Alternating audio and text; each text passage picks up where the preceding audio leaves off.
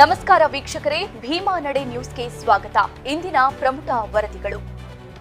ಕೊಪ್ಪಳ ಜಿಲ್ಲೆಯ ಕುಷ್ಟಗಿ-ಸಿಂಧನೂರು ರಸ್ತೆಯಲ್ಲಿ ತಾವರಗೇರಿ ಸಮೀಪ ಕುಷ್ಟಗಿಯಿಂದ ಸಿಂಧನೂರು ಕಡೆಗೆ ತೆರಳುತ್ತಿದ್ದ ಮಿನಿ ಟ್ರಕ್ ನಿಯಂತ್ರಣ ತಪ್ಪಿ ರಸ್ತೆ ಬದಿಯಲ್ಲಿ ಪಲ್ಟಿಯಾಗಿದೆ. ಅಪಘಾತದಲ್ಲಿ ವಾಹನಕ್ಕೆ ಹಾನಿಯಾಗಿದ್ದು, ಚಾಲಕ ಅದೃಷ್ಟವಶಾತ್ ಯಾವುದೇ ಗಾಯಗಳಿಲ್ಲದೆ ಪಾರಾಗಿದ್ದಾನೆ. ಘಟನೆಯ ಮಾಹಿತಿ ತಿಳಿಯುತ್ತಿದ್ದಂತೆಯೇ ಸ್ಥಳೀಯರು ಹಾಗೂ ಪೊಲೀಸರು ಸ್ಥಳಕ್ಕೆ ಭೇಟಿ ನೀಡಿ ಪರಿಶೀಲನೆ ನಡೆಸಿದರು. ಅಪಘಾತದ ನಿಖರ ಕಾರಣ ಏನು ಎಂಬುದರ ಕುರಿತು ಪೊಲೀಸರು ತನಿಖೆ ಕೈಗೊಂಡಿದ್ದು, ವಾಹನ ಪಲ್ಟಿಯಾಗಲು ಕಾರಣಗಳ ಬಗ್ಗೆ ಮಾಹಿತಿ ಸಂಗ್ರಹಿಸುತ್ತಿದ್ದಾರೆ.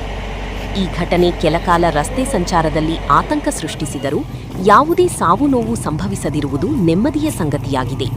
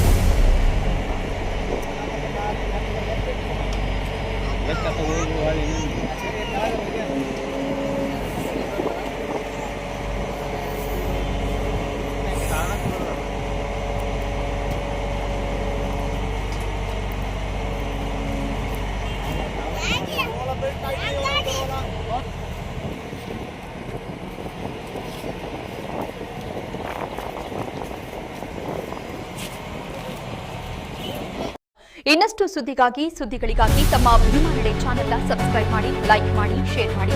ಧನ್ಯವಾದಗಳು.